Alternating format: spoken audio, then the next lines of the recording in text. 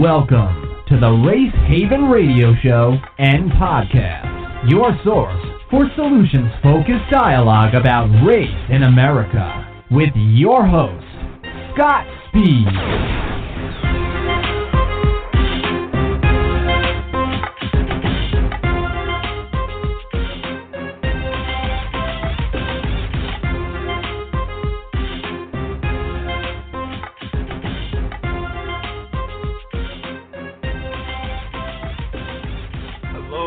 Welcome to the Race Haven Podcast.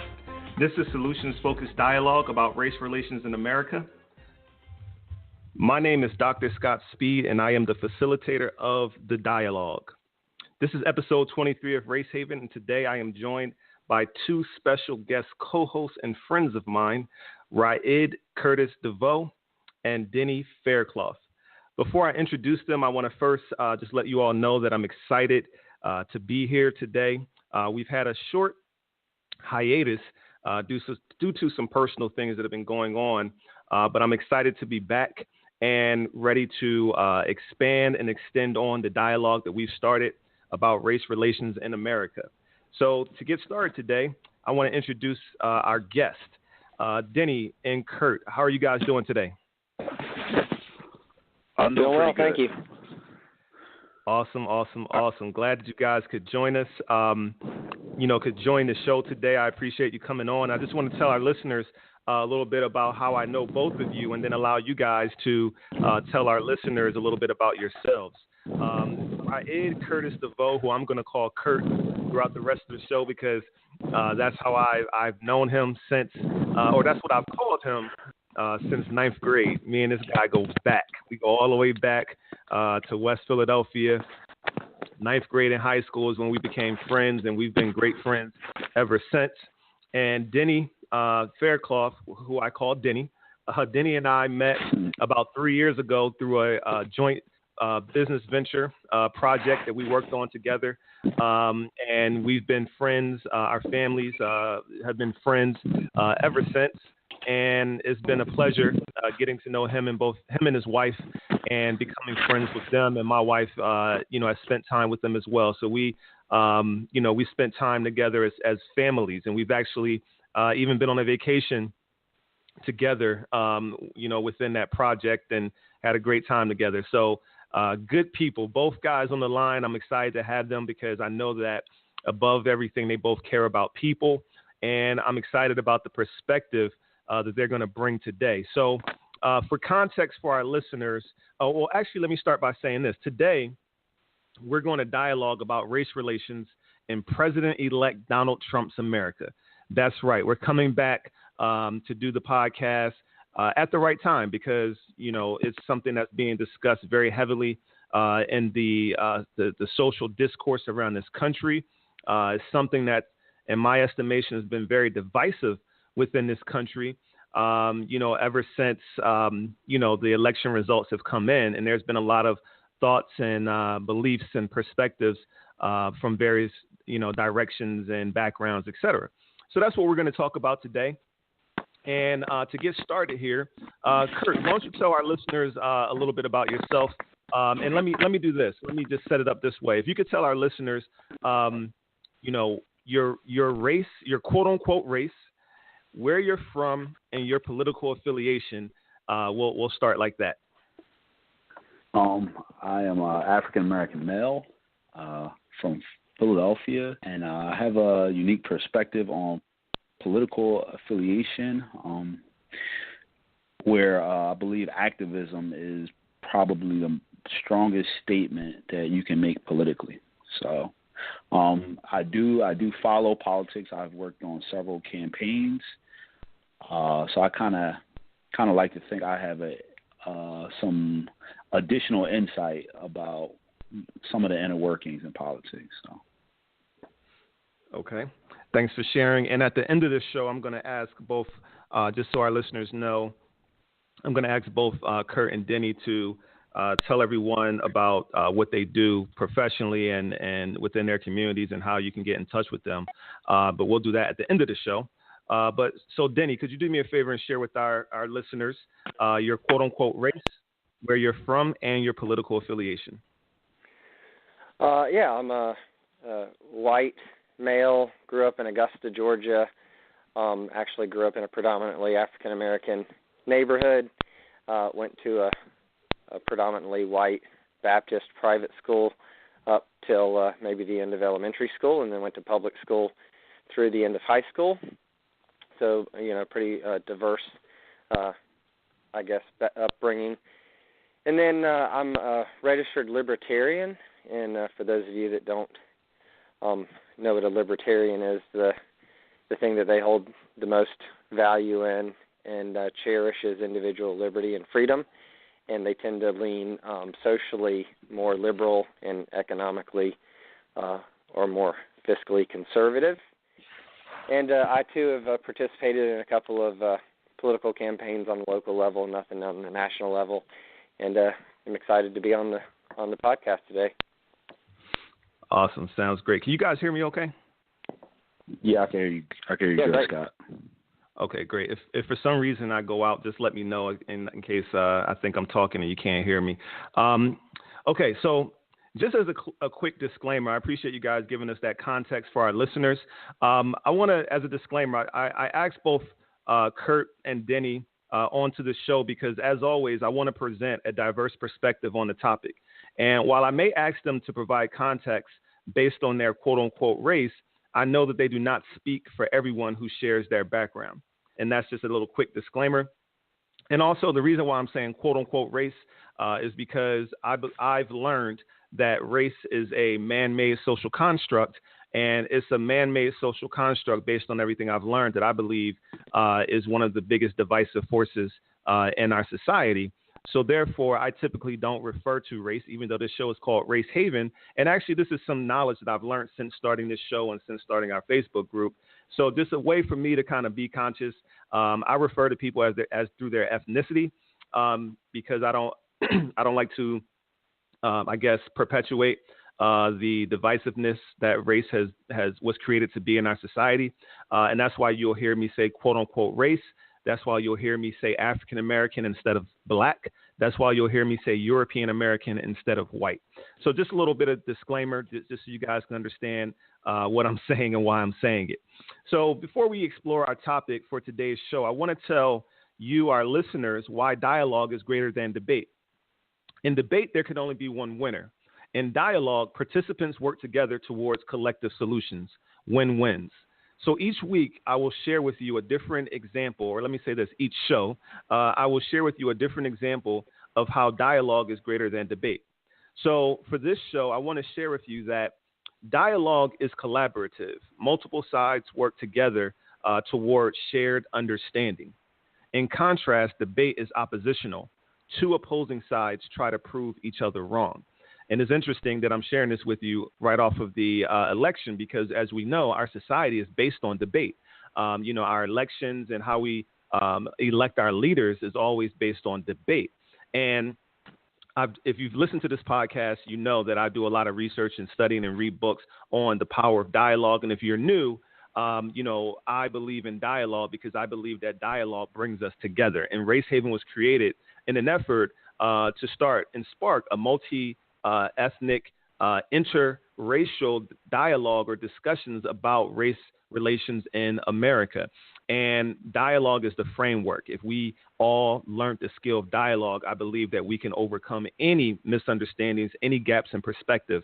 And with that being said, I also think that if dialogue was the foundation of our political discourse, our nation would be much more healthier and much more harmonious and just a better place to be. So with that being said, I want to let you all know that our framework for authentic dialogue on this podcast is this. Number one, participants listen with a sense of curiosity and ask questions to uncover the underlying assumptions and beliefs behind someone's statements. Number two, participants are willing to communicate their thoughts openly and honestly while putting aside emotions, defensiveness, and a desire to be right.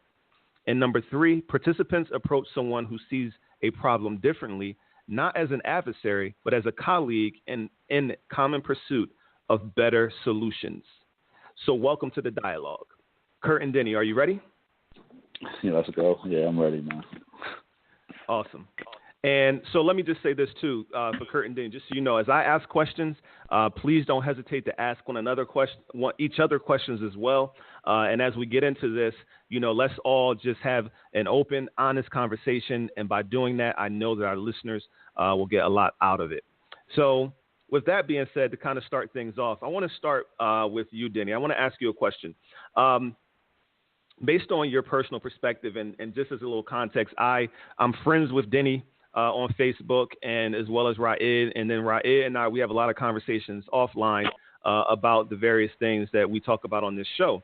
And in looking at your timeline, Denny, and the things that you posted, because you're very active in you were very active during the political season and kind of sharing some of your thoughts and views.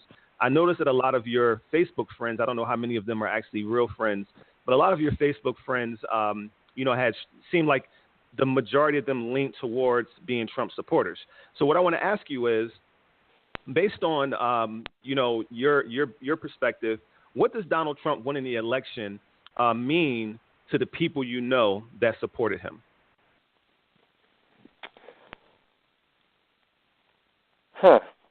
What do I think it means? What do I think that it means to them? Yeah. What do you think it means? And even if because you never put out there, I know that you're libertarian, but you never put out who you voted for. But, I don't know if you voted for Donald Trump. I think that a lot of his policies align with some of your, I'm making an assumption based on things I've read on Facebook because we haven't. I voted for Trump, and I don't mind sharing that. Okay, awesome. Thank you for just putting that out there. So with that being said, what does Donald Trump winning the election mean to you and just other people in your circle that supported him? Yeah, I would think that it's probably very different to me than a lot of his supporters or a lot of my quote unquote Facebook friends, because I think one of the biggest problems and challenges we face today in politics is the two-party system and the tendency, oftentimes like in race relations, for someone to paint broad strokes over an entire, group of people based off of, one singular common bond. And in this one, we're talking about people that voted for Trump. So for me, the reason I voted for him is because a lot of his policies are, as you mentioned, more in line with the way I believe our economy works and what would best, grow our economy, create jobs, and help, not just rich people, but the middle class and poor people and all people. So my economic philosophy is more in line with his. So that would be, for me, why I voted for him, and I don't necessarily agree with every statement he made or every decision he makes or everything that he does. And I think that's what's really caused a lot of the friction is that, a lot of people make these broad assumptions based off of an affiliation. Well, I think other Donald Trump supporters, who are maybe more party centric and just committed to, voting for a Republican regardless of who the Republican is, I think a lot of them just voted against Hillary, and a lot of them just voted against Democrats. A lot of them feel, some vindication that they lost, the last two elections when Obama got elected, and that George Bush was vilified for all the problems. And, so I think there's some pent-up aggression and frustration and angst. I think, those people were a little more excited to get out and vote. I think they showed up in larger numbers. I think they were more spirited about it. And I think on the other side, maybe, there was a little bit of complacency. So I can't speak for all Trump voters. And ironically, if you've been on my Facebook page enough, you notice that I argue with everyone, including the Trump voters. And oftentimes, people are confused or perplexed or can't quite figure out who I support. And that's because, I don't think there's any perfect politician. I don't think there's no perfect people, and I have a healthy disdain for all politicians on both sides of the aisle. So sometimes picking someone to vote for can be quite a challenge when you're a libertarian. Sure. Okay. Thank you for that perspective. So, Kurt, what I want to ask you is, what does it mean? What does Donald Trump winning the election mean to the people that you know who supported him, and more specifically in the African American community? And I meant to highlight that with Denny as well. I wanted to, and I was assume that he kind of covered that based on most of the people who were commenting on his Facebook that I referenced to were Americans of European descent. So, Curtis, from your perspective, based on your interactions with the people around you who did not support him, what do you think it means to them?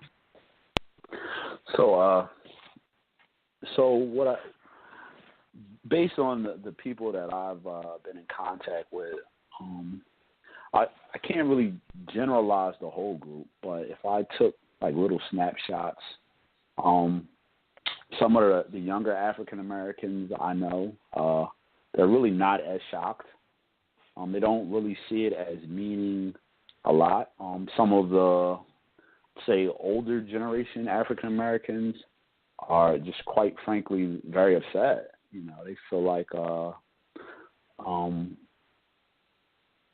America has elected a racist, as president.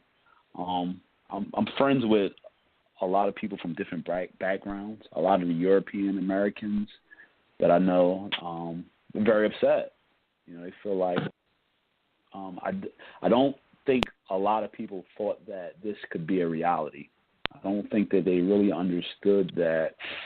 When I heard the "Make America Great Again," to me it was a rallying cry, and it was a rallying cry of people that were upset about Obama, the 8 years of Obama and Democrats. And, what's ironic is that some of the sentiments that people have about Trump's election were, they were the same sentiments that people had about Obama's election on the other side.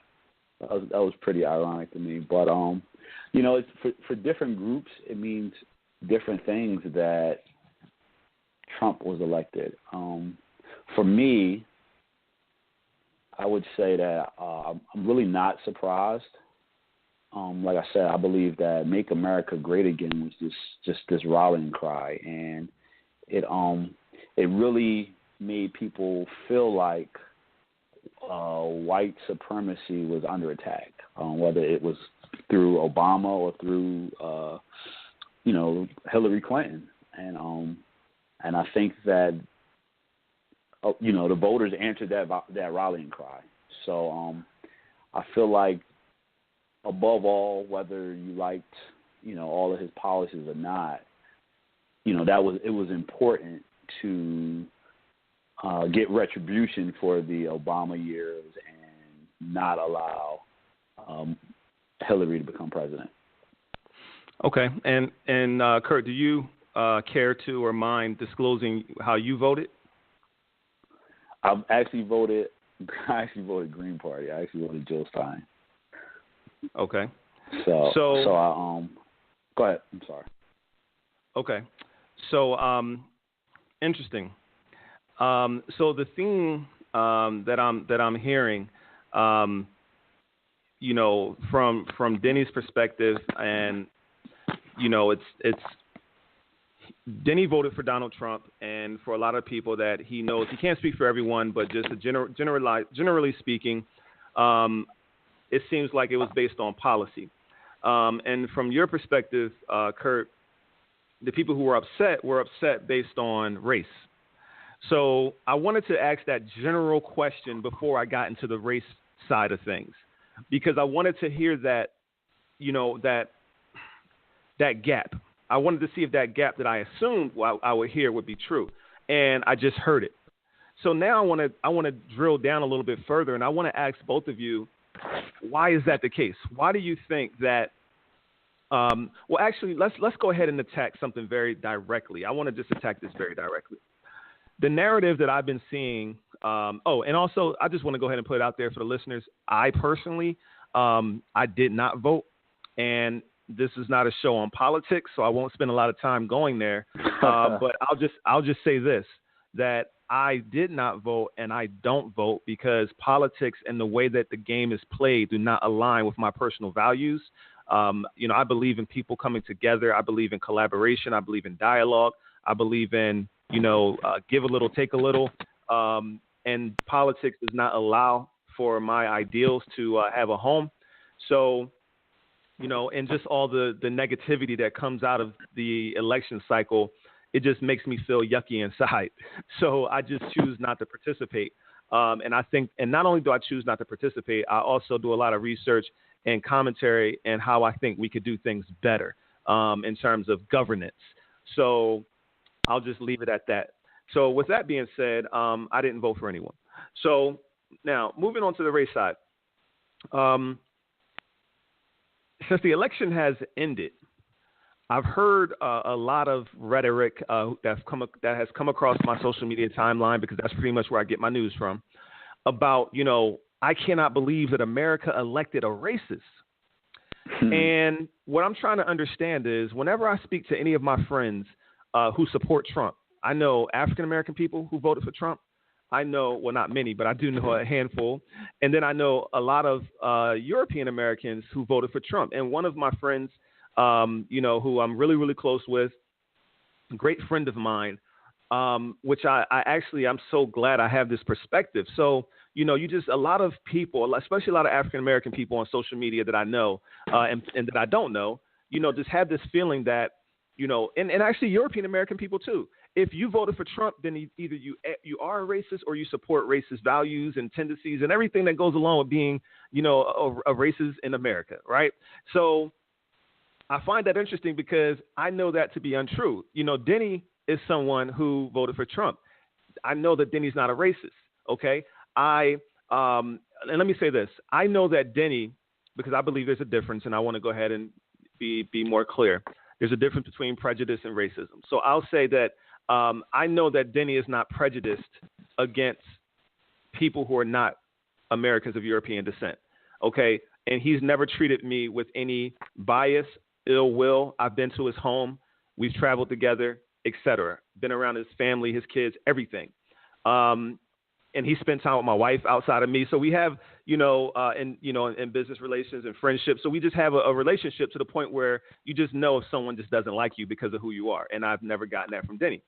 And I have another friend who I've known since college, who I lived with at one point. Great friends. Again, we spent a ton of time together, travel together. Like, I really know this guy. This is my guy.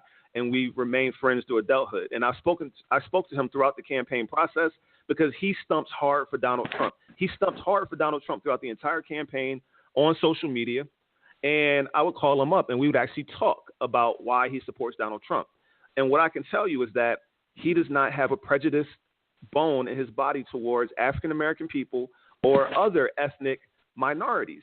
Now, in terms of what racism is, just so we're clear, and it doesn't matter, this is Scott talking. These guys are going to speak how they want to speak, but I want my listeners to be clear, to understand.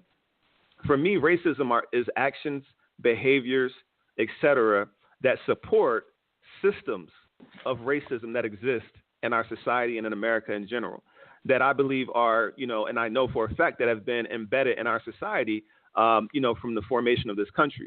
So for economic reasons. So racism is systemic. A racist person is someone whose thoughts, actions, and, words and behaviors support racist systems. Or oppressive systems based on race, et cetera. Some of us do it by accident. Some of it is, unconscious, bias, et cetera. And it's by accident because we just happen to be Americans. But what I'm speaking to is prejudice. So I say all that because I want everyone to know that, with this show and what we do with Race Haven, we try to be as authentic and as honest and as, pinpoint things as possible and kind of unpack all this race-related, stuff in our society as much as possible. So with all of that being said, a lot of the rhetoric that has come out of this whole thing is that, all these people who support Trump are racist or prejudiced against minorities and African-American people. And I know that to not be true from the people I know. So my question is, for both of you, why has that gotten so much legs? Why is that the narrative? And based on your personal experience, do you believe it to be true? Do you believe that Donald Trump is, I don't want to say is a racist. I guess we should start there. That Donald Trump is a racist and America elected a racist and his supporters are racist. I'll just start at that extreme. So, Denny, if you don't mind, could you add some context to what I just said from your perspective? Sure, and I can't speak for Donald Trump because I don't know him personally and haven't spent enough time with him like I have with you in order to, see his actions over time and whether he holds any prejudice or not. I personally don't believe he is or does. I think that if that were the case, not just his political campaign, supporters or the people within his camp, but throughout all of his companies over all of the years, he's hired and put, some African Americans in some really significant roles, and I don't believe that he's intentionally racist or prejudiced. But again, I don't know him. As far as his supporters, now, sure, there are probably some Klan members and racists and bigots, and I'm sure there's some of those that are in his, supporters, considering over 60 million people voted for him. Having said that, I don't think that's the vast majority. I think the vast majority of them are people like me. And the idea that just because you voted for Donald Trump, you're some kind of racist bigot is the exact reason why he won. And what I mean by that is that the left, or Democrats for the most part, have tried to make themselves the party of inclusion. They include African Americans, they include Muslims, they want to include gay people. It's inclusion, inclusion, inclusion. At least that's what they say. So the assumption is that if Democrats are inclusive, Republicans are exclusive. And so that if Democrats accept all races, Republicans just are all white people. And that if you're a Republican or vote for Donald Trump, you hate black people. So that is a political strategy that many Democrats have tried to employ, and sometimes they've done it very successfully. And I'm sure it's won them some campaigns and some races. I think it's despicable, but that it is a strategy. And if in your mind, if you're a politician and the end justifies the means, then a lot of politicians on both sides of the aisle will say and do whatever it takes to get into the office, which is one of the things I hate about politics. But I think as a strategy, it's been effective in some campaigns. I think in this one in particular, with regards to Donald Trump, the reason all of the polls missed this coming, the reason no one thought he had a chance, the reason people are so shocked is because there were a whole bunch of people like me. And if you go out there and look at my Facebook feed, I never publicly came out and said, I'm supporting Donald Trump. I didn't, like your other friend you referenced, stump hard for Donald Trump. I didn't go to his campaign headquarters in Atlanta and make thousands of phone calls. I didn't go put out signs. I didn't go knock on doors. I didn't go say, hey, support Donald Trump. I mean, I know people that did, but I didn't, because I wasn't that excited about him. But when you take, and I don't mean you as in the political machine, takes this broad brush and calls all Trump supporters homophobic, racist, sexist, anti-Semitic, and they start painting you with these really nasty adjectives, well, then all you do is you just don't raise your hand and say, I'm voting for Trump. You don't publicly announce who you support. You don't call up the pollsters and declare your, support for Donald Trump. You just shut your mouth go about your life, and when you get into the voting booth, you push the button for Trump. And the reason that the polls were so off is because people like me didn't want to be painted with that sexist, racist, homophobic, anti-Semitic brush. So, specifically back to your question, no, I don't think most Trump supporters are racist. I think most of them are like me, and they have particular values, whether it be social, fiscal, or otherwise, and whether they were voting for him or against someone else, or he was the lesser of two evils, or like you, abstained from voting or something else. I mean, I just think it was because of that narrative is the reason that everyone was so shocked. Okay. So before we continue, and I let Kurt jump in, before we continue and do that, I want to take a brief pause to tell our listeners about how they can support Race Haven and be a part of our growing community. There are two ways to engage with Race Haven. We have this podcast, and we have our private Facebook group called Race Haven Community Dialogue. You can visit Facebook and just search for Race Haven Community Dialogue, and you could join there. I created a Patreon page, which is similar to Kickstarter, so that our listeners can earn cool perks like a custom Race Haven t-shirt by supporting the ongoing improvement and growth of the Race Haven mission. If you are a regular consumer of this work and you believe in what we are trying to accomplish through dialogue, please consider making a contribution by visiting racehavenpodcast.com and clicking Become a Patron at the top of the page. For those of you who choose to support, thank you so much. Now, back to the dialogue. So, Kurt, what is your thought process on the rhetoric, the media rhetoric, as well as the social media rhetoric of all of, I won't say all of, but a lot of Trump supporters are coming out, a lot of people who did not vote for Trump are coming out and saying, oh my goodness, I can't believe America voted in a racist and sexist and, homophobic, xenophobic, et cetera, person, and all of his supporters, I can't believe that you let this happen. What's your perspective on that?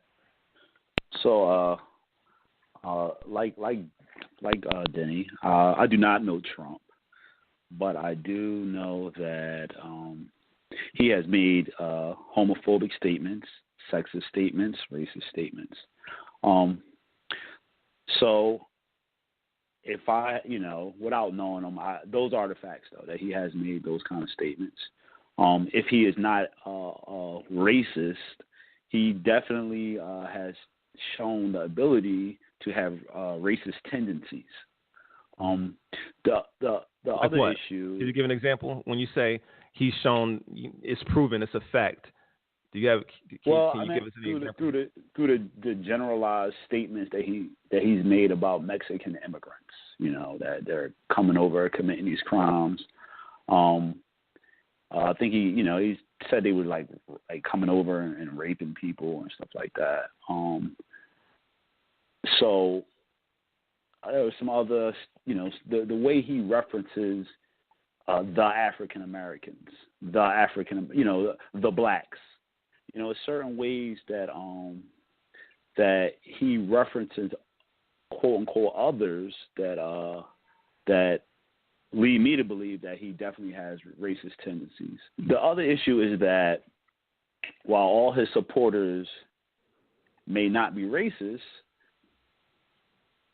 they supported someone with racist tendencies. So it's kind of it gets muddled in that. I will say that I think that the dialogue that we have about racism and racists and the support of systemic racism and racist tendencies, I feel like a lot of European Americans, they deny it in a way because it thinks that they feel as though it makes them bad people, and I don't agree with that. Through my experience with people from all different nationalities, There are even African Americans who support, who hold systemic racist ideals, and they support them, they enable, and they enact them. So I think having some understanding from that aspect of race and racism, and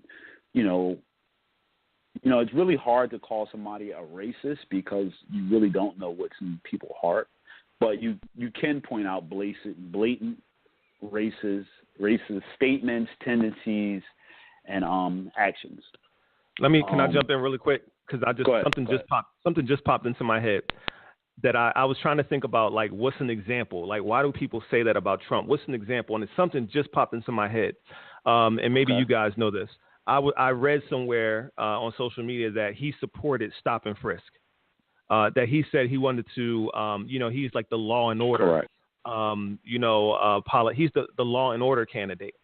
And for our listeners who may not be aware, there's something called the Southern Strategy that Richard Nixon, during Richard Nixon's years, he implemented to play on a lot of the prejudiced, indoctrination that Americans have.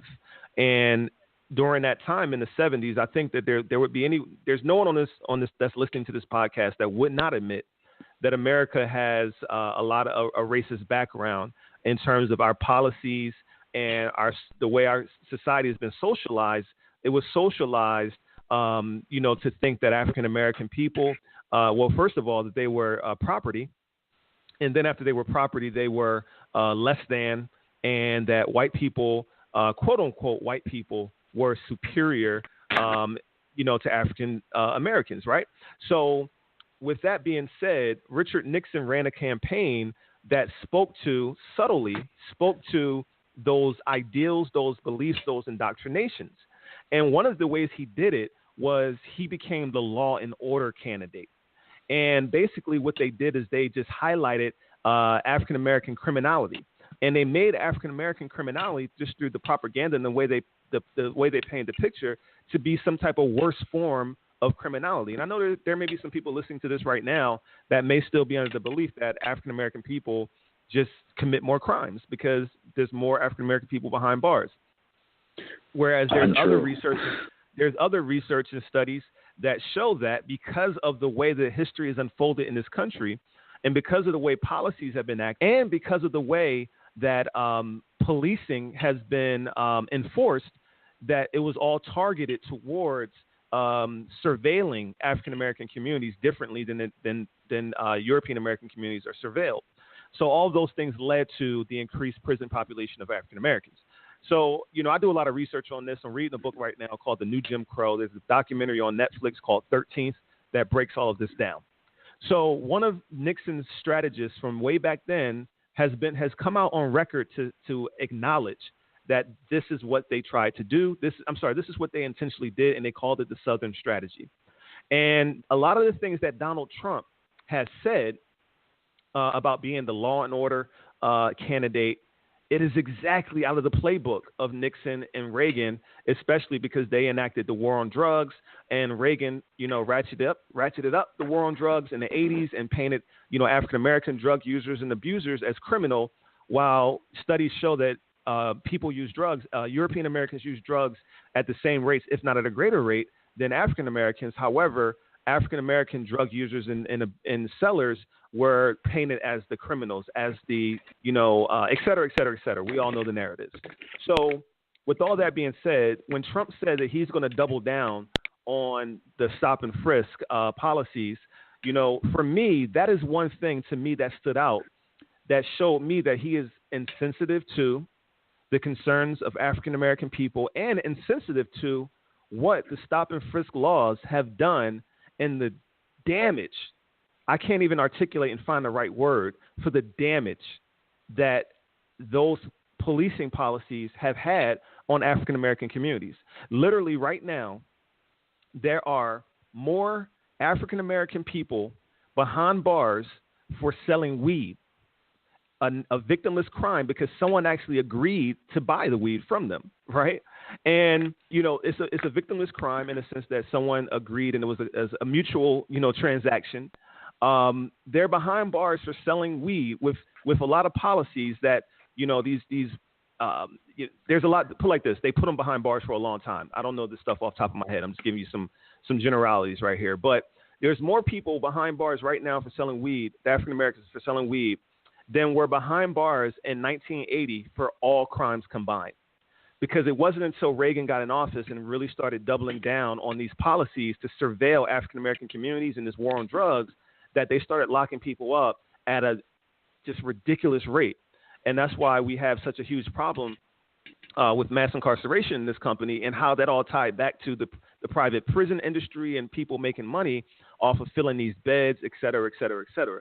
Again, another reason why I refuse to support politics, because a lot of the things that hurt society were all done in the name of good politics and policy in the name of making people money. So with all that being said, when Trump said that he supports, stop and frisk, my thing is this. I went to a high school that was very diverse in Philadelphia, and the only people in that high school that I ever heard of doing cocaine, et cetera, were the European American students. Then when I went to college, I went to a college in Wilkes-Barre, Pennsylvania, which is a majority European American part of Pennsylvania and city. And my college was 97% European American, and the 3% were other ethnicities, including African American and other ethnicities. And there were so many kids doing drugs at that school, but the police were never stopping and frisking the kids on college campuses or in suburban neighborhoods or in high schools like the one I went to, et cetera. So, when you just do the math and you just kind of look back on it and you say, but they're stopping, fathers and people on their way to work in urban cities around America because of some policy, and they, back it up with all these other, things. It's just not, bottom line, it's not fair because Americans do drugs. Let's just be honest. Americans do drugs, right? So go ahead. So that's just an example really quick. Go ahead and jump back in, Kurt. Another one, if you look at Trump's position on New York 5, the 5 African-American teenagers that was accused of raping a white woman. And even though all the evidence said that they probably didn't do it and there was a lot of gaps, he vehemently went after those guys. Yeah. To the point where even after they were exonerated by DNA evidence, still would not back down from his position. So, part of the problem is that we have this bundle type politics, and so a guy might, his Second Amendment position might be the one you want, but he's just, is a guy that clearly has racist tendencies, and you get people who, it's not, and if those racist ideals don't really affect you the way they affect everybody, it might not be a deal breaker for you. If you're not the one being, criminalized or victimized or being preyed upon by some racist policy or law or even, ideal, then it might not be that bad for you. I'm not Mexican, so when he talks about building a wall and kicking, breaking up families and kicking these immigrants out and stuff like that, that might not be a big deal to you because you're not Mexican and that doesn't affect you. So what about Muslims? Let's go. Can you speak to that really quick? Because he said he's going to have all Muslims. Right. They have to be banned. Right. I am Muslim. So. How'd that sit with you? To be honest, it sounds so outrageous that it's almost unreal. It really does. When he talks about banning Muslims from this country, and Trump, to me, it's rhetoric that he knows the public wants to hear. Trump probably does more business with Muslims in New York City. One of the sheikhs in the Middle East owns like the majority of percentage of docks in New York where goods come in and out.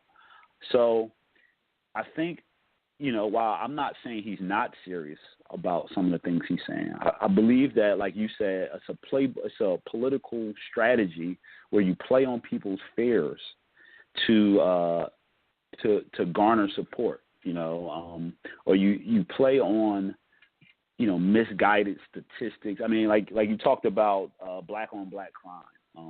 It's a very misguided term in statistics, as it connotates that African Americans do a special kind of crime against each other, when the numbers and the data show that people of the same ethnicity who live near each other commit crimes against each other. The most crimes are committed by people who live in close proximity. And while we like to think that this country is a melting pot, in a lot of areas it's very segregated. So you have a lot of Mexican Americans living near Mexican Americans. In the city I'm from, Philadelphia, you have different sections. You have a Vietnamese section. You have a Puerto Rican section. And the crimes that is being committed in these areas are done by the people that live in those areas. So I think it's a case of, his rhetoric he about tweeted something out about that too. Just really quick, he tweeted something out about black, quote unquote, black on black crime, which is another thing that you'll never hear me say in conversation, because it is racist, because it supports the systemic biased and oppressive systemic structures that I speak to in terms of race-based systemic structures. So when he tweeted that out, and it was actually a false statistic, I think that's another example. And I literally you're helping jog my memory of some of the things that I can point to as examples of why a lot of African-American people and people who are aware of non-African Americans who are aware and sensitive to these things, they notice and they pick up on. Right. So go ahead, Kurt, finish up. And I want to ask Denny to come in and speak to this as well. So, while, I think part of it is that I wouldn't say that, I don't think every person that voted for Trump is racist. I don't think that. I think they should know that they have supported a person with some very questionable, made some very questionable statements regarding race, has some very questionable ideals regarding race. I don't think that makes them a bad person, or somebody that that you can't dialogue with, or somebody that doesn't value others. I just think that we need to be more cognizant of these things and have empathy for others, and we need to have empathy for others who these kind of statements may affect. Okay, so let me ask Denny, how does what Kurt and I just share about how some of the things that Trump said that we believe can be hurtful to African American people and support belief systems and values that have been embedded in our society that are hurtful to African American people, that Trump some of his actions and words kind of supported? How does that land with you and everything you just heard us say, Denny? Because let me say this too. You also, because at the beginning, I want to say this. At the beginning, you said that you do not think, and as we all acknowledge, we don't know if someone is in their heart, to identify as being someone who's prejudiced or bigoted or racist. But based on the examples we just gave, how does that translate to you, and how we just shared some of those examples? Yeah, I think you nailed it with regards to what's in his heart, and I don't know if he's truly bigoted or not. But having said that, there's no doubt that it's hard to support someone that makes such inflammatory statements. In my opinion, for pure political strategy, it's, as you referenced, he was trying to garner enough. In the beginning, it was a lot more inflammatory because he had to separate himself from all the other Republican candidates, and said and did what he needed to do to get through that process. And I don't condone. I don't like politics for that reason either. Actually, if y'all'd like to circle back later, because I want to address a few things that y'all said, would rather talk about how the two-party system, Republicans and Democrats, foster this, racist and divisive culture we have in politics. I'll circle back to that. Okay. So, but back to the topic at hand, I believe, first, the 3/5 strategy that you referenced, everybody who wanted slaves counted as a person, which is ironic, right? And everybody that was against slavery didn't want slaves counted at all. And most people don't understand that. And the reasoning behind it is because if you didn't want slavery, you didn't want slaves to count as a person, because if you made them a person, then the South, which had a lot of slaves, would have a lot more political power in the Electoral College and in Congress. Right. So the very people that wanted slavery gone wanted slaves not to count at all, so that it would reduce the power of the South, so that they could then have the power to get rid of it. Contrary to that, people who wanted slaves wanted them to count as a full person, not a part of a person, because it would have exponentially grown their political clout, both in the Electoral College and in Congress, and they could have kept them slaves forever. So I think that's, needs to be cleaned up just so people understand why the 3/5 compromise exists at all. It was a way that they were trying to basically come to an agreement on who would have how much power, which doesn't make it any less disgusting. It just, like most things that we don't like, it was all a fight for political power. Everything is about power and money. Go ahead. Yeah, right. But and both. I'm sorry? I'm sorry. Go ahead. No, go ahead. Finish. No, so both sides, and that's why I'm a libertarian, because I don't support, I'm tired of the two-party system where Republicans and Democrats scratch each other's back, and it really is all about personal gain. It's all about power and favors. But back to his specific stance, and you brought up stop and frisk, as a libertarian, I said that, individual liberty and freedom is what I hold most dear, and stop and frisk, to me, has been abused. It has been used to incarcerate African Americans, and it has been a source of, a systematic racism in this country. And I don't support stop and frisk, but I don't necessarily think that, like many maybe racist statements or stances, I think a lot of people, and I'm putting myself in that boat, have probably made some ignorant racist comments or taken a racist position, not really understanding how it impacts an African American male who's supporting a family and lives in a impoverished area, because we haven't walked in those shoes, so we don't understand how those policies affect those people, and ultimately may find ourselves on the wrong side of an argument just out of pure ignorance. So I don't know if Donald Trump's racist or ignorant or what, but I don't believe in preemptive policing. I don't believe in giving up freedom for safety, because when you give up even an ounce of freedom in the name of safety, you give up both. Right. And that's a personal philosophy, which is the same. But I can apply that to Donald Trump and say we don't need to be stopping people and frisking them for no reason. And I can also apply that to Hillary Clinton and say, I have a right to have a gun and you have no right to take it from me. You can't stop me from shooting someone before I shoot them. Right. You have to commit the crime before you're punished, not just look like someone who's thinking about committing a crime, which is ultimately what stop and frisk does, and why I can see it being misused in the ways you're talking about. But stop and frisk is a little bit different in the fact that it is purposely and systematically used to support a system and target African Americans.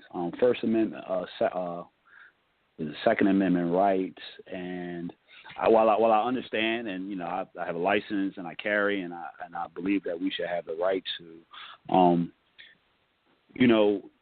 that is not a designator of racial or racist policy or ideals, if you believe someone should have a gun or not. Because we're talking about and I wasn't applying, and if it came across that way, I apologize. I wasn't applying it to the racial issue as much as just trying to give an example of my personal belief or not believing in the concept of preemptive policing at all.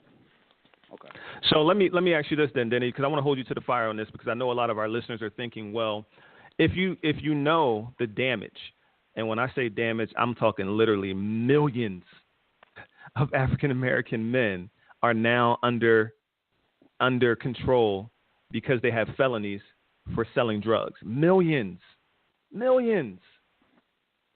And it's disproportionate because they're not being, it's disproportionate because European American drug users and sellers aren't being held accountable in the same way. That's where the rub comes in. Sure. So if you know that, and then I want to also take it to this, because a lot of people just don't understand why there's so many angry young African American people. Well, it's because their dads and their granddads have been being pulled out of communities for decades for BS policies. And then there's real human consequences to that. When you wonder why the dropout rates are so great, everything that we see perpetuate in itself in the African American community is in terms of poverty and all the ills and the negative impact of poverty are heightened and disproportionately heightened because of these policies. So what African American people are going to ask someone like you, Denny, who clearly understands that and how that specific policy is hurtful, and it may not be a fair question, but I'm asking because I want to get your answer. Why would you vote for someone who supports it? Because I don't believe that there's any one individual policy or stance that becomes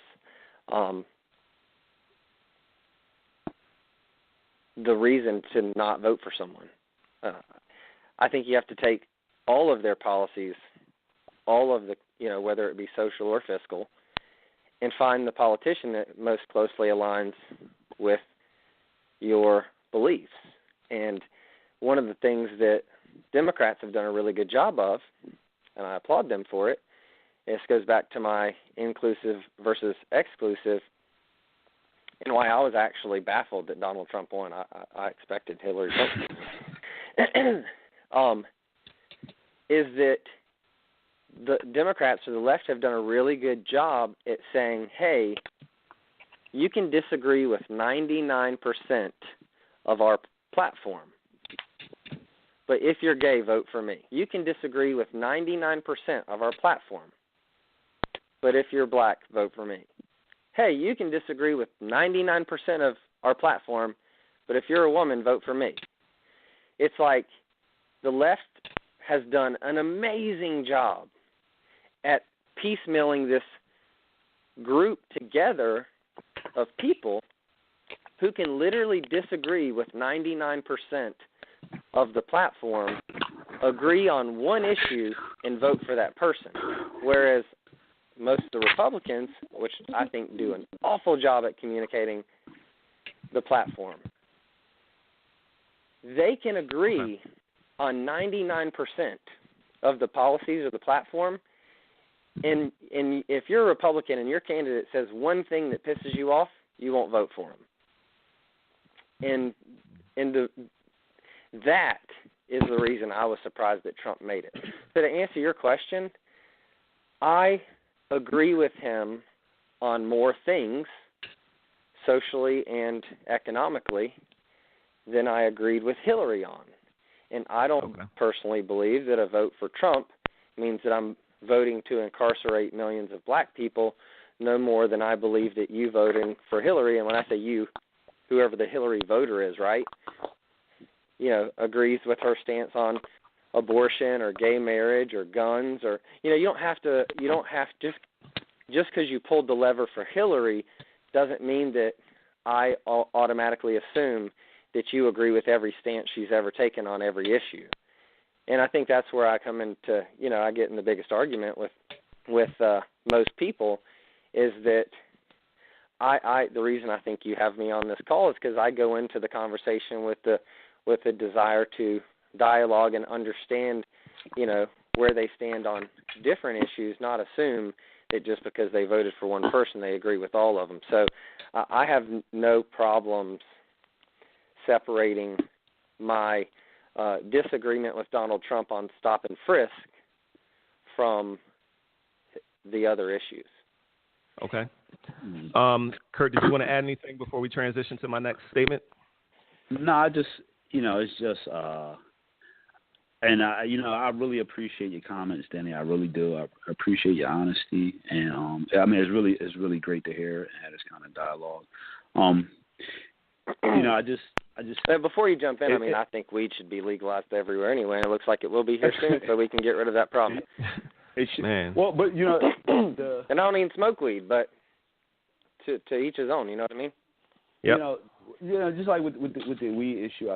The sad part about it is that the devastation, that the criminalization of African Americans and marijuana, like what it has caused, and so it's people's lives who have been ruined, and now that it's going to become legalized, it's going to be people, making billions of dollars off of it, and there's people sitting in jail right now because they had a couple bags on them or something like that. But no, I just, and I understand, and I'm really not a Hillary supporter at all. Kind of like Scott, like I almost never. I pretty much almost never vote, and I was compelled to vote this election based on some things that I was kind of thinking, and some things I heard about a long-term strategy. I think part of the problem is that every election that we have is this big fire sale, and the media and the news outlets, they play it like the house is burning down and this is the most important election in your life, and if you don't vote in this one, or you don't vote for this candidate, and what you do, you don't realize that the presidential election comes around every 4 years. So if you really want to develop a long-term strategy for third-party candidates to really be inclusive, then you have to start voting for them now.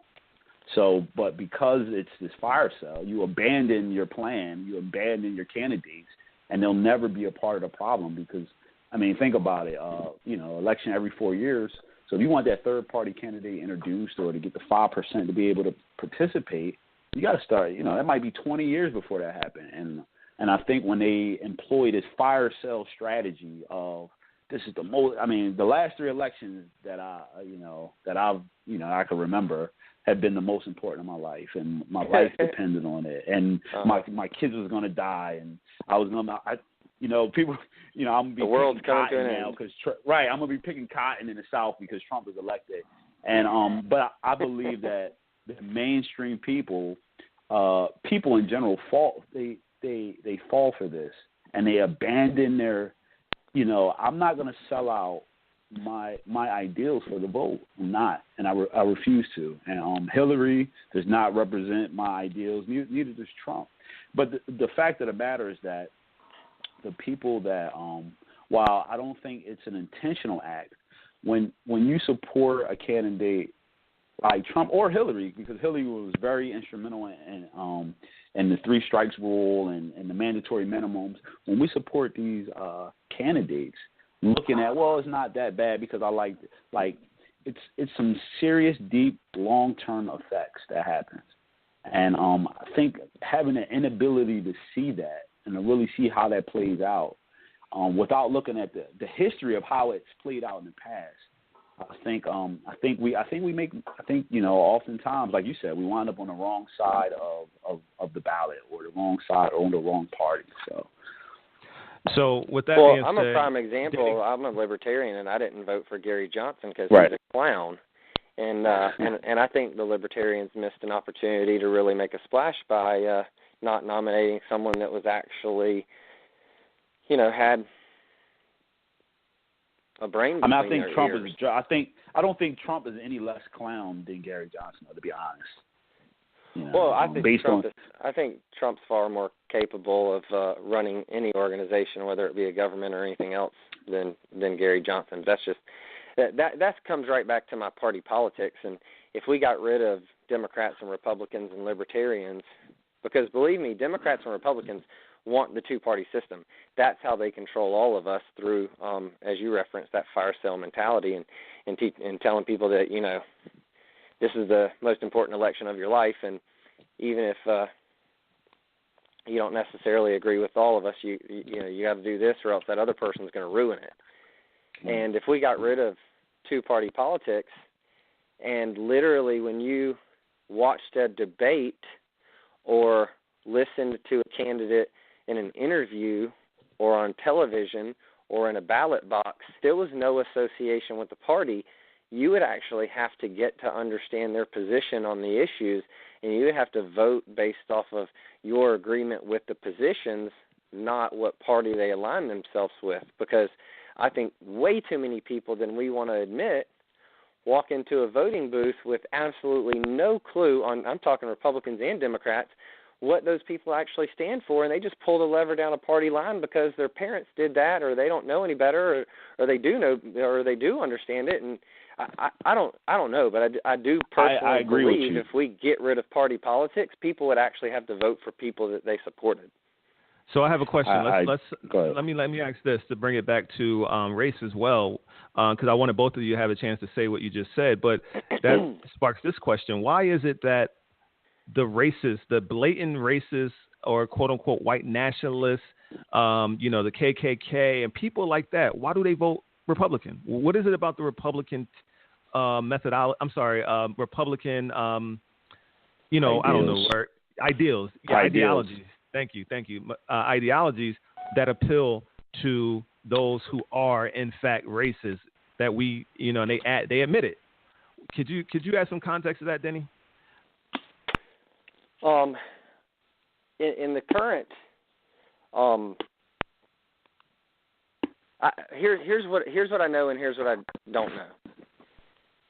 I know that the Klan was originally formed by Southern Democrats. That's 100% fact. Right. And it used to be very commonly known that not all Democrats were Klansmen, but all Klansmen are Democrats. Right. So that's what I know. I would agree with you that today most Klan members, and I don't know one single Klan member. So, or if I do know them, I don't know that they're a member. You know what I mean? Some people, so, yeah, but some people. I just want to say this really quick because it's funny. Some African American people really think that all European Americans know other racist, European American people. It's like this whole this painting with the broad brush that goes on in our society. No, they really don't pull us aside and say, I hate black people. You can literally be friends with someone who may be a member of the Klan and have no idea. Okay. So I'm telling you 100%, I do not know anyone that has declared themselves as a member of the Klan. Do you know any racist people? Any people who just say, you know what, Denny, just straight up, no, I don't like African-American people? No, I've never had anyone tell me just straight up they don't like African-American people, but I have heard people make racist comments. Okay. So, I mean, they've never come out and declared it, but sure, there's some people I could probably guess have a less than positive outlook on African-American people as I know some African-American people who have I know African-Americans who got the same outlook. Views about Euro-American white people too, but that's not here or there. My point is what I do know is that the Klan was originated by Southern Democrats, and somewhere along the line that changed. Mm-hmm. And I don't know, because I don't take the time, energy, and effort that would be required to figure out what the whole history of the Klan is and why they changed. But I do agree with your statement that today, I would assume that most Klan members are Republicans. And let me just make this point too, because we have about 15 minutes to go. But one of the biggest things that bothers me is that everything I'm seeing coming across. Okay, I'm sorry. I almost did the same thing. A lot of what I see coming across social media, especially from African American people, it paints European American people with such a broad brush, and it just feels like we're going. And I feel like the media is so complicit in it, and in terms of playing up African American fears. And it's like it puts us in a position where we can't move forward. We can't move forward because African American people, when things like Trump being elected happen, and because everyone focuses on the racist policies and the racist things that he supported, whether it be unknowingly or knowingly, as Denny pointed out, we never get a chance to really drill down into that type of context. Everything is sound bites. So because we never get a chance to unpack those things and really ask the deep questions, or the right people aren't asking him the right questions, and there's no forum for this type of dialogue, most Americans only can go by their indoctrinated fears. And it happens on both sides. I'm speaking from an African-American perspective and from a lot of my African-American friends. And it seems like African-American people, they just like close ranks. And now every European-American person is like untrustworthy and support racists. And we knew that America was a racist country, and et cetera, et cetera, et cetera, where for me, I just think it's deeper than all of that, and we don't have the time to go into it this show. I would love to go into it another show, and we probably will, because I'm going to stick with this because I have a lot that I want to unpack. But I believe that it's so much deeper than the surface level. This person's a racist, this person is not, and that's it. Like, we literally have racist people and not racist people in America. I think it's deeper than that. And even to the point of where some people don't even know they're being racist because of the indoctrination and just because of the way our social and political and economic structures are. It's easy. Like the default. I'm just going to say it like this. And we can't, Kurt, you may be able to add some context to this because you and I have these conversations a lot. The default way of being in America is racist. That's a deep statement. We may or may not have time to unpack it. Kurt, you may be able to add some context, and I definitely invite you guys to come back if you want to dig into this a little bit more with me, but I'm going to continue to dig into this statement. This default, and that comes for all Americans, not just European Americans. There are African Americans, as Kurt just said a few seconds ago. There's African American people who say racist prejudice against African American people. I have family members at like Thanksgiving that will say racist things, and I cringe, and I'll call them on it, and they don't even realize it. They don't even realize that what they are saying perpetuates the negative race-based stereotypes that plague our country. And we're all infected by it. Kurt, you want to add a little comment to that? Yeah. So, I do believe that race and racism is one of the biggest things that we deal with in this country. So for it to be intertwined in so much of the fabric, it doesn't surprise me. We've had talks about how America was basically a slave society. It was funded through the labor that was done by the slaves, and the need to have a group of people to oppress, and how it's easy to oppress someone who is identified easily as being different or looking different. So I feel like with the climate of what's going on, the police shootings and, the construct of race is, it's easy. So it is the default because it's easy, because I can just look at you and say that you are not. You're black, I'm white. Or you're black, you're white, I'm black. So I do think it's easily defaulted to, and it's so intertwined, it's so systemic through policy that keeps it going, through laws that keep it going, through the media that keeps it going, and it's so deep, and because we try to act like it doesn't exist. And we wanna be nice, but it doesn't really serve the purpose. And I'm not saying we need to be mean, but we need to really speak to what things are. I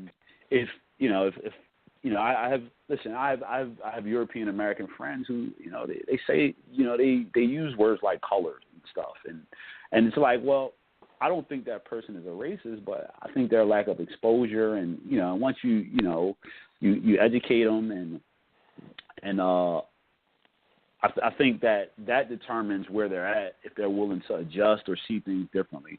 So you had asked about the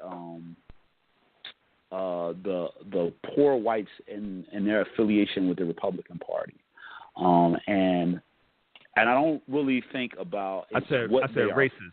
I said racist, people who will own it and say, yes, I do not like African American people.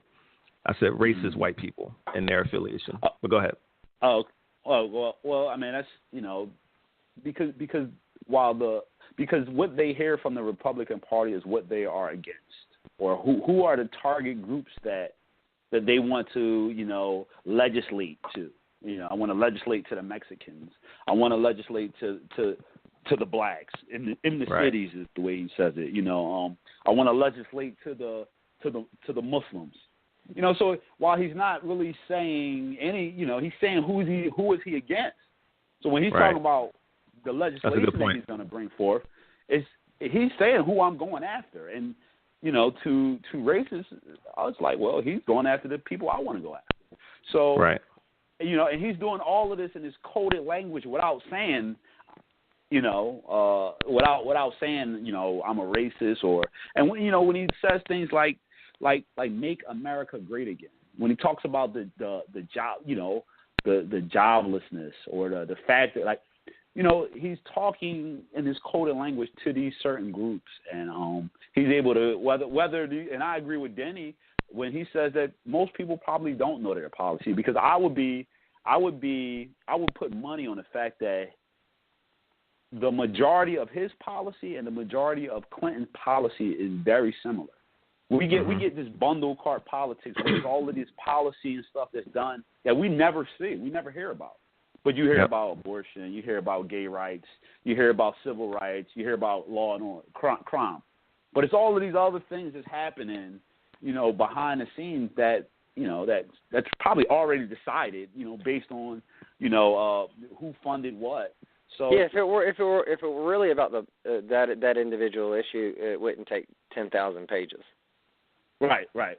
Exactly. That's where all the other stuff. So, but I feel like until we tackle race and we eliminate the construct of race, like you said, ethnicity and nationality, those are two real identifiers. Black and white, that is not a real identifier. And if you use it as an identifier, then you're using it within the confines of in a place where it was systemically created for racism. Race did not come before racism. Race is a product of racism. You mean racism is a product of race? You mean? No. I mean, you're saying racism? Go ahead. Yeah, I'm saying black and white. I got you. You're saying racism. He's saying without racism, race wouldn't matter. Right. So basically, you're saying like the whole concept of the social construct of race came but you're saying it came because of racism. And I say, and here's what I just want to add this. I want to throw this in. I say it came because of the desire for power, more money, and greed. So they needed race and racism to, support that desire for power, money, and greed. Well, it's like we say all the time. We're talking about the two-party system, but the real two-party system is capitalism and racism. Those are the two parties that we really need to be wary of, because they work interchangeably and they support one another. You would break that out when as time is running out, because that needs to be. Yeah, I was going to say, because you and I we can have a dialogue for another hour and a half on that topic, because it's not capitalism that you should be raging against. It's crony capitalism, which goes back to Scott's trading money and power and favors. Man, so I gotta stop it there, guys, because we're running out of time. But I will have you guys back together at some point, because I think that we have some. This is just a warm up. I feel like this is just a warm up. There's so many places and so many ways that we can go with this, and both of you bring such a great perspective that I know that the listeners will gain value from. And if down the line, if you guys would be so gracious to come back, I would really appreciate it. But with the last 10 minutes though, I want to really just, typically we have a solution segment to close out the show. And as I'm sitting here thinking about it, I'm like, man, how can we wrap solutions around this? Because in order to have a solution segment, it's like you need to even unpack the solution. But just for the sake of staying consistent with our format, if you guys can offer up anything very briefly about, how, anything that you think would be a solution to, the climate that we're currently seeing. There's a climate of fear, and I want to speak specifically. There's a climate of fear that I'm sensing from the African American community, from the minority community, from, ethnic minorities, as well as from the gay community, the LGBTQ, and if I said that wrong, I apologize, and that community and other communities, right? And then from the people who feel like they won, there's this competitive, we beat you type divisive, rhetoric that's going on. And I'll say, what I think about that after you guys go, but any solutions about what we're currently grappling with in the social sphere that is dividing us along those lines? Any solutions to that? Yeah, we covered it earlier. Just to eliminate party politics and all that stuff goes away. Okay. I guess it's kind of, it's similar to what Denny's saying, but I mean, we need a new system. We need a system that's not rooted in the type of systemic oppression. We need a system that is fair to all, and so as of right now, I don't, I see, people just steadying themselves and being a part of creating that new system. Okay. Well, I just want to add that in terms of solutions, I agree with both of you guys. It's a combination of those things. Personally, I think that we need to get rid of party politics. We need to just get rid of, the current system that we have. We need a new system. I think that, and again, this is something that, I'll probably unpack on another show, but everything that we see right now is man-made. And it was man-made, and as humans, we have the ability to look at what's happened and it's unfolded through history, look at the needs of the people today, and create something better. Because what's working right now, because of crony capitalism, because of racism and race that was embedded in our society, and just the way our society was formed, I think it's time to hit the reset button. I think that our listeners need to steel themselves. I want to suggest, I can't tell you what to do, I just want to suggest that everyone kind of unplug from the media narrative, because all is doing what it's designed to do, and that's called fear. And the reality is, things are probably going to be, the next 4 years, things are probably going to be like what they look like the previous 4 years. And that's been consistent for me. And as an adult, if you kind of step back and take a 10,000-foot view, the reality is things tend to kind of continue to move along the way they've always been moving along, because the way the system is designed, and who's president has, in my opinion, I may not be right, but it has little to do with, any of our ability to go out here and, do what we need to do for our families, and also to progress, and also to think, innovatively about how we can make things better. I just think that it's time that we empower ourselves as the people. And, we continue to get upset every 4 years, but we never do anything about it. And I'm sick of not doing anything about it. I'm sick of it. And I'm sick of this divisiveness. I'm sick of how I feel like we're being manipulated to hate one another, to dislike one another along these various ideals, but we're never talking to one another. Because when we talk to one another, there's, to get to the underlying beliefs and reasons why people support what they support. I think that if we drill down deep enough and get to know one another enough, we'll eliminate a lot of those, what I call perception gaps and communication gaps, and we'll realize that we all truly want the same things. At the foundational level, I believe that all of us truly want the same things out of this world. And we got to stop letting people divide us, all in the name of power, money, and greed. So I don't know if that was a solution or if that was a soapbox moment, but that's kind of what I want to share. It sounded more like a soapbox and some frustration, but I think it's shared. Okay, I appreciate that. So I'll just say my solution is what Denny and Kurt said. Okay. So with that said, that's our time today. I want to just say thank you so much to my special guest co-host, Raed, Curtis DeVeaux, and Denny Faircloth. Raed, if you don't mind, and I just went to Raed after calling you Kurt the whole show, but if you don't mind, just telling our listeners how they can connect with you and some of the work that you're doing in the community. Okay, so I'm a coach mentor with the Anderson Monarchs program. We're basically in Philadelphia. The Anderson Monarchs in Philadelphia. We engage kids through sport. We do soccer, baseball, basketball, and we try to create opportunities for exposure. Just recently, last year, we did a civil rights barnstorming tour in tribute to the civil rights movement and the Negro Baseball League, where we took a bus and we traveled city to city and visited civil rights sites and played baseball. So you can find out more about the Anderson Monarchs at andersonmonarchs.org or philadelphiayouthorganization.org.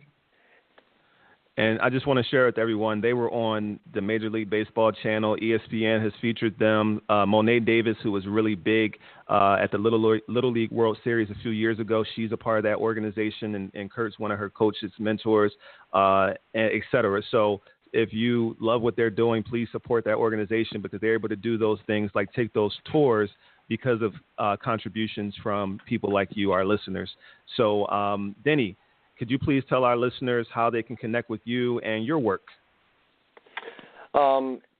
So professionally, I have a fitness business and a financial planning business, and then during this time of year, more specifically, I like helping the less fortunate people that don't have family and money. So the two primary organizations that I'd like to garner some support for is one is called Samaritan Purse. So basically, they'll either send you one or you can use your own box, and you just they'll send you a list of things that these kids around the world need, and you go to like Target, and it's everything from hygiene to school supplies and Christmas gifts, and you put it in a box and you send it to them, and they send it overseas, and it's just a really affordable, easy way you can make a big impact on somebody around the world. So that's Samaritan Purse. And then locally here in the States over the holidays, there's a great program from an organization called Second Wind Dreams, and they let you adopt elderly people in homes that don't have families, so you can get a list and go to the store and buy all the gifts for Christmas, and then we take our family and our kids. We generally adopt about half a dozen people, and then you can actually either give them to them and they'll deliver them. We like to actually take them to the elderly homes and go in and give them to people and hang out and have a cup of coffee and talk and just shine some light on somebody for a day. So awesome. There's, again, that's Samaritan Purse or Second Wind Dreams, and the holiday program is called Gifts of Light. Awesome. Thank you so much. Please support those awesome charities. Thank you for shining a light on those, Denny. This is the time of year where I know a lot of people are thinking about those things. So, again, thank you so much to both Kurt and Denny. I really appreciate you guys. I'm going to go ahead and close out the show in the next 1 minute before this recording shuts off on me. So be sure to subscribe to the Race Haven podcast on iPhone podcast app or the Stitcher Radio app for all of our listeners for Android so that you never miss the dialogue. And if you love this show, please leave us a review on the podcast and Stitcher Radio apps. And this will help our show gain more visibility and listeners. And also, we want to hear from you. So please email us your perspectives at solutions@racehavenpodcast.com. And we will read a few of your comments and perspectives during the show. Also, please visit the Race Haven Podcast Facebook page or racehavenpodcast.com to support Race Haven by clicking on Become a Patron. You can join our online community. Remember, the name is Race Haven Community Dialogue. It's our Facebook group. And if today's episode resonated with you, please share it. A Race Haven is a safe place for people from diverse ethnic, religious, cultural, and political backgrounds to bring their race-based perspectives, questions, assumptions, frustrations, and experiences to engage in thoughtful, honest dialogue in an effort to transcend race and unify America. Remember, we are all smarter when we think together. Peace. Thanks for listening to the Race Haven Radio Show and Podcast. Be sure to visit www.racehavenblog.com to comment and learn more.